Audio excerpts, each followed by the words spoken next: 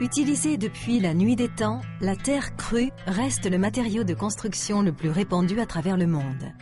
Un tiers de la population mondiale vit dans un habitat en terre. Aujourd'hui encore, on construit en terre crue pour des raisons écologiques, éthiques, de confort et souvent même d'esthétisme. Nous sommes allés aux quatre coins de la planète à la découverte de ces éco-habitats où il fait bon vivre. Au Québec, un couple a bâti sa maison en terre de pisé en plein milieu d'une forêt, une construction atypique et novatrice pour ce type de climat. Au Maroc, c'est dans la plus pure tradition berbère d'utilisation de la terre qu'est construit l'hôtel Dar al-Hossoun. Mais partons tout d'abord en France, dans la périphérie de Nantes plus précisément, découvrir le nouveau pôle espace vert de la commune de Bouguenais.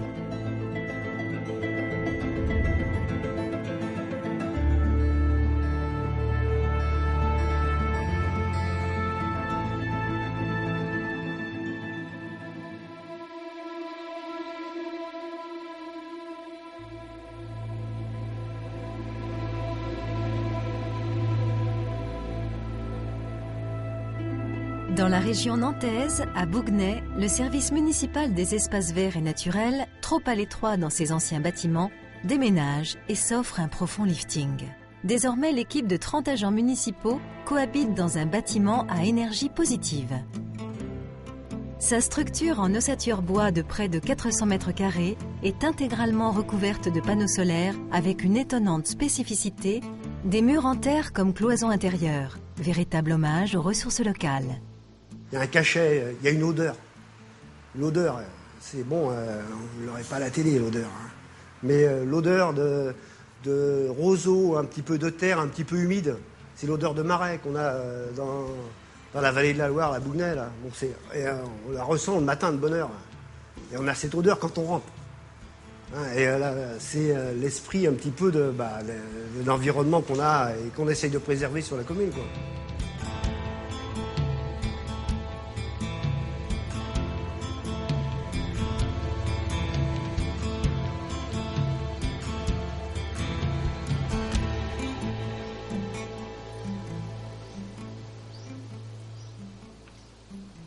On avait demandé une qualité au moins de très très basse consommation d'énergie et surtout d'utiliser les matériaux riches que nous avons à proximité localement, ce qui a été le cas. L'architecte qui a été retenu était, nous semble-t-il, le plus innovant, mais surtout celui qui avait cette capacité de discussion, de préparation en amont et d'implication forte des agents. L'architecte a mis en avant la préservation de l'environnement existant. Il y a beaucoup d'arbres, c'est très arboré, avant de voir même le bâtiment.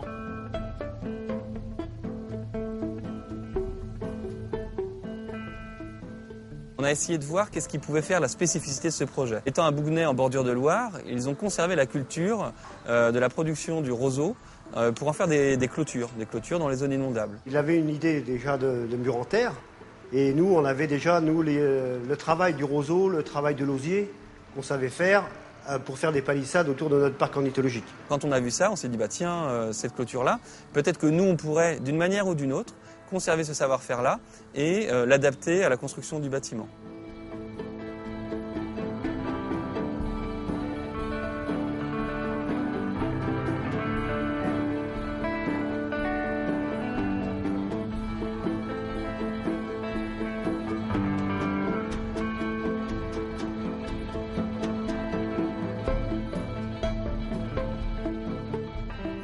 On aime bien faire émerger depuis le sol, depuis la matière première du site, ces éléments-là dans le bâtiment. Donc on est plutôt très friand de cette ressource. Alors c'est une ressource intellectuelle au départ, c'est de se dire qu'est-ce qu'on peut utiliser autour de nous pour construire. Et puis après c'est une ressource matière première lorsqu'on a trouvé ces matériaux-là. En plus d'être un modèle de construction écologique, le service Espace Vert est aussi exemplaire en matière d'emploi et de solidarité. Ce sont 2 chantiers d'insertion qui ont travaillé. Plus de 2000 heures ont été mis en action en termes d'insertion sociale. Oui, ce chantier est aussi exemplaire sur le plan social. On a travaillé avec des gens qui venaient de Roumanie, qui venaient de Tchétchénie, tout ça. Chez eux, ils avaient pratiqué la terre. Ils avaient vu des anciens travailler la terre. On a appris au fur et à mesure. Et les gens de notre génération, on travaille le béton, quoi. En France, on travaille le béton. Béton, bois, mais la terre, on ne connaît pas. Les salariés eux-mêmes ont pu être force de proposition, c'est-à-dire pour essayer d'affiner la technicité de remplissage des murs et coulage des murs. C'est plein de bon sens. En général, cette terre-là, on l'évacue, mais là, on s'en est servi pour créer des murs. C'est plein de bon sens. On coupe un arbre sur le terrain, on le redébite et on fait du bardage. On n'achète pas de matériaux. Vous vous rendez compte, c'est génial.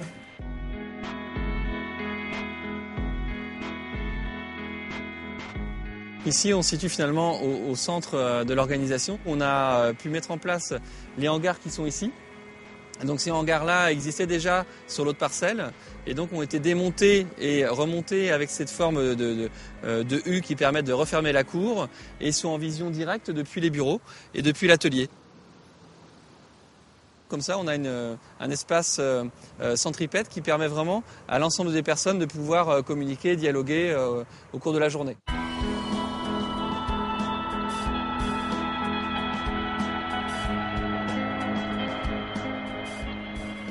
Ce bâtiment-là, il est construit en ossature bois sur toute la périphérie. Donc ça, c'est pour avoir une très bonne isolation du bâtiment. L'isolation, elle est réalisée en métis. Donc le métis, c'est une fibre textile. C'est du jean principalement qui est utilisé parce que c'est une fibre qui est assez solide. On a ensuite un bardage en Douglas, donc un bois de pays qui a été apporté depuis la Normandie. Et puis, on le voit très bien, la production photovoltaïque, on a vraiment souhaité à ce qu'elle soit visible tout de suite lorsqu'on arrive, comme étant un élément un peu signal du bâtiment. Entre ces panneaux, on a installé une toiture végétalisée. Donc il y a deux intérêts majeurs. Le premier, c'est de recevoir l'eau de pluie et de la conserver avant de la renvoyer sur le réseau pour éviter l'engorgement du réseau. Et puis rapporter de la biodiversité. Et donc une surface qui au départ pouvait être entre guillemets morte, une surface de toiture, reprend vie. Et c'est aussi le lien final avec le service espace vert. Partout où il arrive, il sème. Et donc même sur ses toits, il fallait que ça pousse.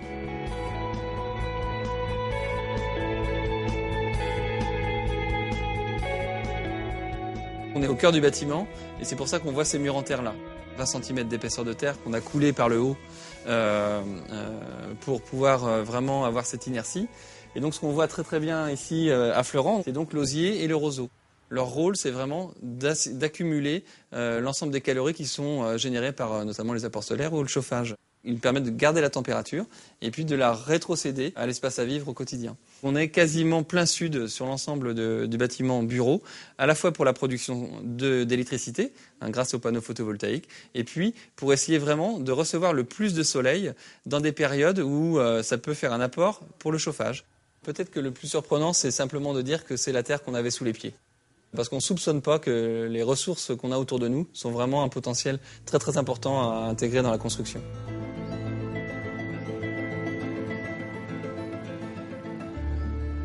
Pour nous, la terre permet de tout lier. Elle permet de lier les aspects environnementaux, les aspects de confort de l'usager et les aspects sociaux. Les personnes qui ont participé continuent aussi de porter ce message-là et de questionner sur la manière dont on peut intervenir sur notre terre. Puis bon, ça vient du cœur, quoi. Ça a du cachet. Ça ressort à l'esprit espace vert, quoi. On avait le roseau qui était frais coupé, on en manquait. Il a été mis sur les murs, il poussait dans les murs. Il y avait des pousses de roseau et puis des pousses d'osier qui étaient dans les murs. Déjà, le bâtiment prenait vie, il poussait. Ça, c'est des images sensationnelles, ça.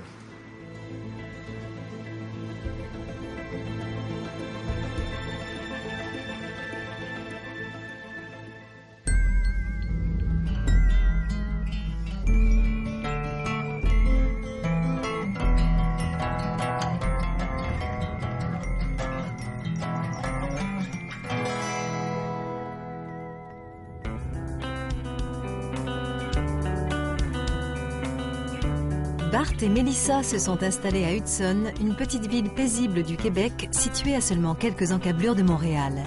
Ici, pas de building ni d'autoroute, mais la forêt à perte de vue. Le couple souhaitait bâtir ici une maison écologique et la plus naturelle possible. Ils sont aujourd'hui propriétaires de la première maison en terre de Pisé du Québec.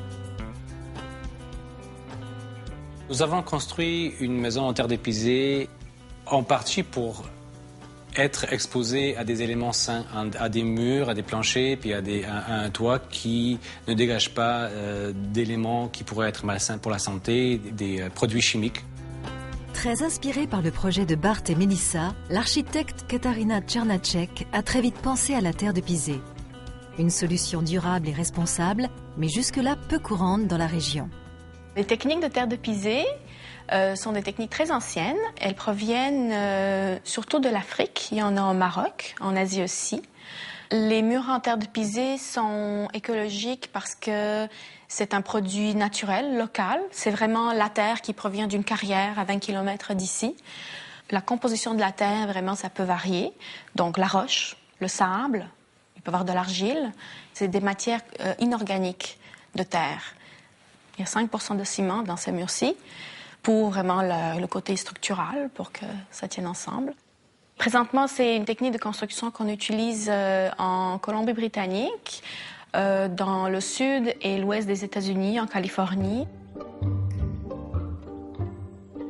On a essayé de diminuer l'empreinte écologique sur le terrain durant la construction. En fait, ce qu'on a essayé de faire, c'est d'utiliser des matériaux locaux, mais aussi des matériaux qui vont durer plus longtemps. Donc des choses qui ne seront pas à refaire dans 25 ans, mais plutôt qui vont pouvoir durer 100 ans en plus.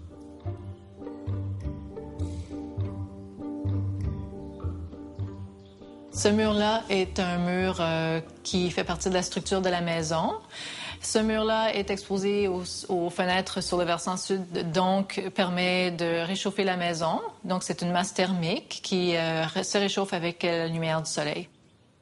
Le soleil rentre par ces fenêtres, tape ce mur-là qui se réchauffe et qui, la nuit, va redonner de la chaleur.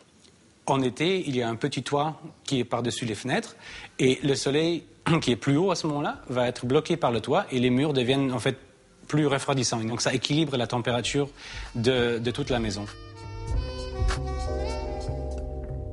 Les murs de pisé sont construits dans un coffrage, comme on construirait des murs de béton. La terre, elle est déposée dans le coffrage et les damée manuellement avec des marteaux pneumatiques. Une équipe de 3 à 4 personnes compacte la terre au fur et à mesure en bandes.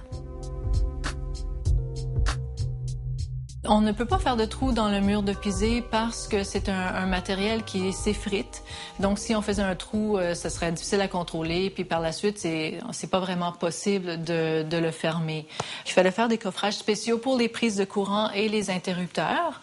Et après la construction du mur, on a pu sortir la boîte et entrer le filage dans le mur.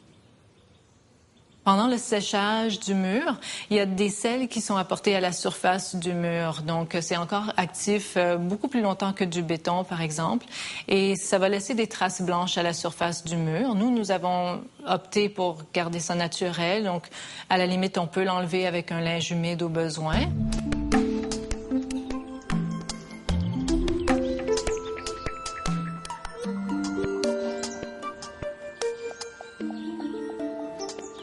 Pensée pour des climats chauds et très secs, la terre de pisé doit ici s'adapter aux températures et à l'humidité québécoise.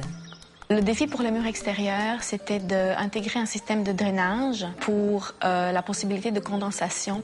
En fait, il y a une membrane drainante à l'intérieur, à côté de l'isolant, et on a intégré des petits conduits à la base du mur, d'où l'eau en fait peut sortir.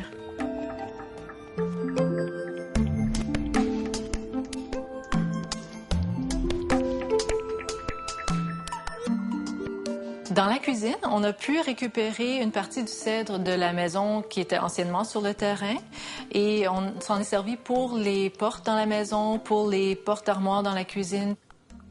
Dans la salle de bain, on s'est payé la traite avec un grand lavabo double en pierre de Saint-Marc. La pierre de Saint-Marc, c'est la pierre locale de Montréal. Les bâtiments dans le Vieux-Montréal sont construits justement avec cette pierre-là. Le plancher de chauffage radiant se retrouve à travers la maison et est notre système de chauffage unique. Et il est alimenté par la géothermie.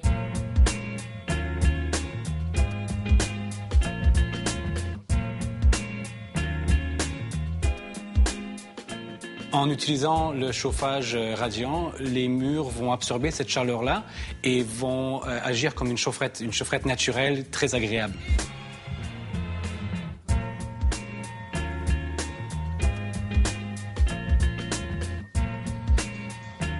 Les propriétaires très concernés par leur environnement ont décidé de construire dans leur jardin un potager biologique pour le moins atypique. Alors ici, on est en serre 4 saisons. C'est un dôme géodésique et en fait, c'est ici qu'on produit tous nos légumes d'hiver et une partie de nos légumes d'été. Les légumes sont produits de façon biologique dans le sens qu'on n'utilise rien, même pas de fertilisants, pas de pesticides, rien.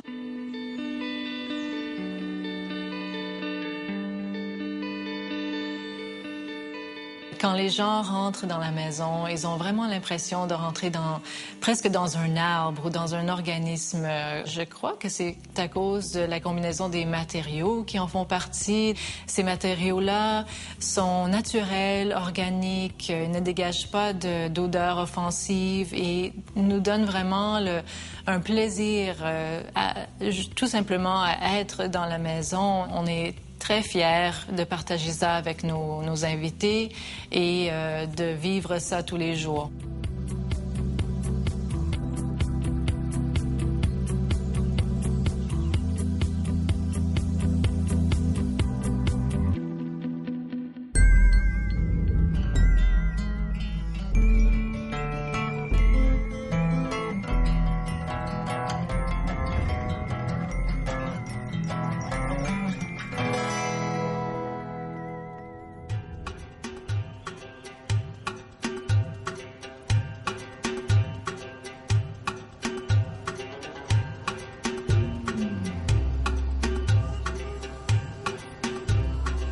Taroudan, au Maroc, est un lieu à la frontière du désert que les locaux surnomment la Petite Marrakech pour les 6 km de remparts qui entourent la ville et pour l'ambiance de son marché. Au cœur de cette ville millénaire se trouve un hôtel construit en terre selon la plus pure tradition berbère. Quand on est dans une maison en terre, on a l'impression d'être dans un cocon, on a l'impression d'être dans du coton. Il y a vraiment un ressenti différent par rapport aux constructions classiques.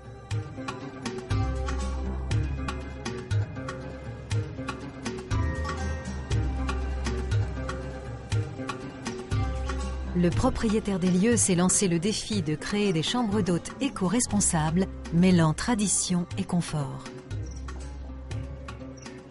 J'ai découvert vraiment l'architecture de terre quand je suis arrivé ici à Taroudan. Et effectivement, c'est très simple, c'est un matériau qui est à disposition sur place. On le consomme, on l'utilise pendant un temps. Si on n'entretient pas une maison, au bout de quelques décennies, le temps et la pluie, etc. vont se charger de ramener en fait la construction à son état d'origine. La construction traditionnelle en terre fait que après quelques mois, ça n'a plus d'âge. Si on dit que ça a 30 ans, on peut croire. Et puis si on dit que c'est tout récent, on est même surpris, ça se patine assez vite.